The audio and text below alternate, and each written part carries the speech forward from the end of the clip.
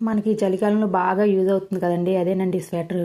So మా husband అయితే మీషోలో అయితే ఆర్డర్ అయితే చేశారండి. సో దానికి ముందైతే నాకైతే ఏ కలర్ కావాలో సెలెక్ట్ అయితే చేసుకోమన్నారు. నేనైతే బ్లాక్ అండ్ బ్లూ అయితే తీసుకో అన్నాను.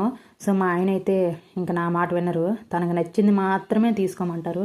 అలాంటప్పుడు ఎందుకు అడగాలో నాకైతే అర్థం కాదు. మా ఆయనే వింత.